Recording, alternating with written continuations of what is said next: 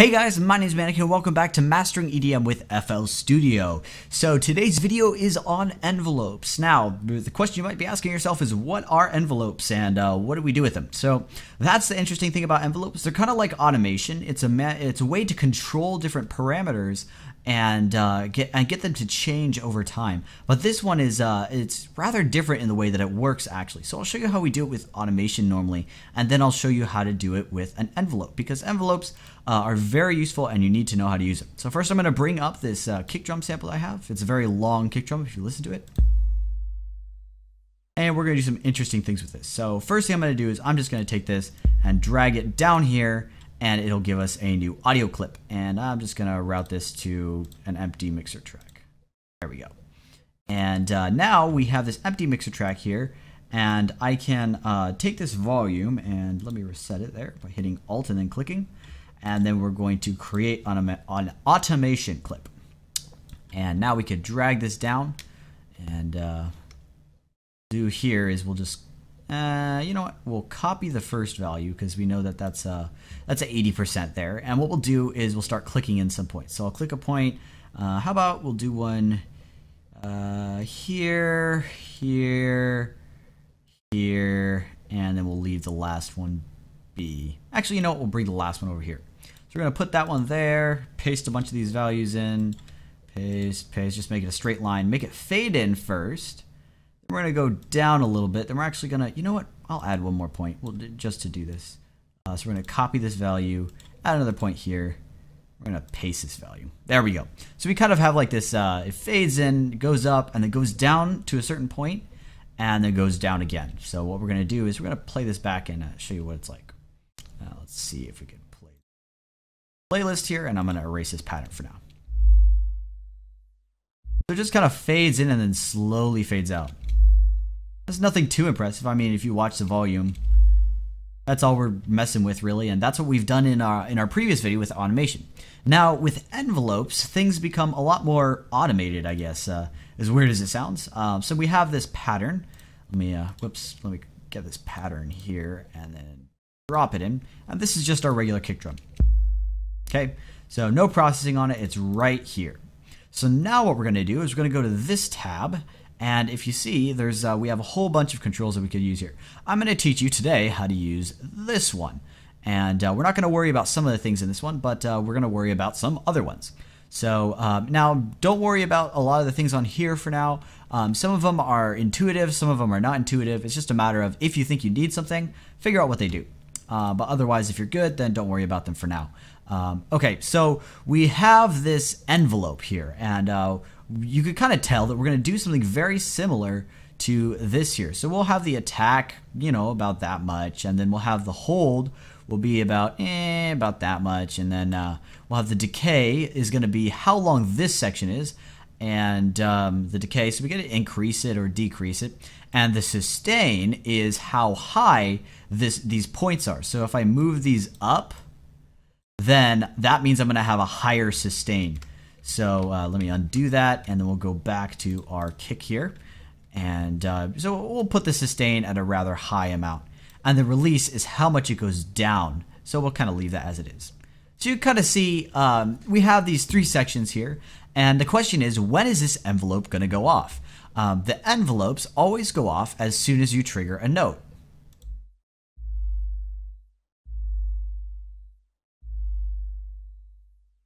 So that's the way the envelope is going to work. So if you trigger like one note and then another note, what's going to happen is it's just going to re-trigger it every single time you play a note. Now there is a way to get past this, and it's by using something called legato, but we're not going to worry about that right now, because what that does, it just kind of doesn't reset it and just continues from where it's at. So it's rather intuitive, and if you find something that says legato, that's what that means. So we have these things here. It kind of makes sense. You know, we have the attack first, which is how long does it take to fade in? It fades into the maximum volume. Always. It always goes to the maximum volume. And the hold is how long it stays at the maximum volume. Remember, always staying at the maximum volume. Decay is how long does it take to go down and sustain is where does it go down to. So decay and sustain are very closely tied. Decay is how long does it take to fade out, and sustain is where does it fade out to. Now release is the one that's kind of tricky. Release happens when you let go of the note. So if you're holding the note, what'll happen is it'll go through this, go through the hold, and then it'll go through the decay, and it'll stay at the sustain point until you let go of the note. Then it will release. So the best way to illustrate this is by having an attack that is none, a hold that is none, and then a decay that goes all the way down, and is rather a decay that's rather fast, and a sustain that goes all the way down. So if I click this right now, it sounds very short compared to our actual sample here. If I turn off the envelope and so the original one is so much longer. What this does is it goes all the way up to the maximum and then cuts down pretty fast. So we can make this even shorter by turning down the decay. So it's just a very fast drum now.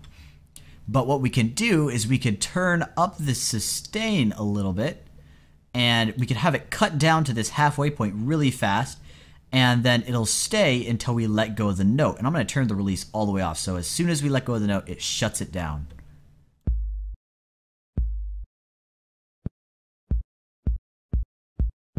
So by having that really fast release, the instant I let go of the note, it just turns the volume all the way down. So that's what release does. And if we let the release hang out when I just click it, it kind of hangs out. It lets the note continue going. So that's the way release works. And like I said, sustain and decay are very closely tied. So that's how long it's going to take to fade out. And this is where we're fading out to. So if I make the release really fast, what'll happen is fades out, and then the instant I let go of the note, it shuts it off, even if I just click it really fast. So release is kind of like your tail end. How much do you want to let out? And decay and sustain is how much do you want the note when you hold it to kind of fade. This is mostly used for instruments more than drums though. And then we have the attack is obviously, like I said, that one's the easiest one. Fade in, which you can't even hear because it's so long. But if we do this, just kind of vroom instead of making this nice punchy sound. And then hold is just kind of how long do we want to sit at the maximum value before we start to decay. So hopefully that made sense. I know that it's one of those things that I just kind of have to say it 6 times and hope that you get an idea of what's going on. But when in doubt, just remember that you have this envelope here that kind of is very closely related to this notice how it says volume envelope. But this is automation, and automation is something where you position it and you time it how you want it, and then it'll just kind of go whenever you put the automation there. But on the other hand, a envelope is something that always triggers when you hit a note on a keyboard. And you know, we could do a whole bunch of things with these. We could actually map these to other things as well. Like I said, this envelope right now is mapped to the volume. You can see because we're on the volume tab. But we could do other things as well. So when we start to get into synthesizers, we could take these envelopes here and map them to really cool things like distortion or just a plethora of other things. We could even map them to pitch. Like for example, if I go into the pitch tab here, actually let me turn off the envelope so it's just a regular kick. And I'm going to start doing some weird things with the pitch. So we'll turn on an envelope here. We'll have the amount go all the way up because that'll be really weird. And then what we're going to have is the attack will be very fast. And then we're going to kind of have no hold, decay rather fast, sustain all the way down. So then we're going to go, and it goes like do, instead of, and we could change the decay, make it longer, and it'll go.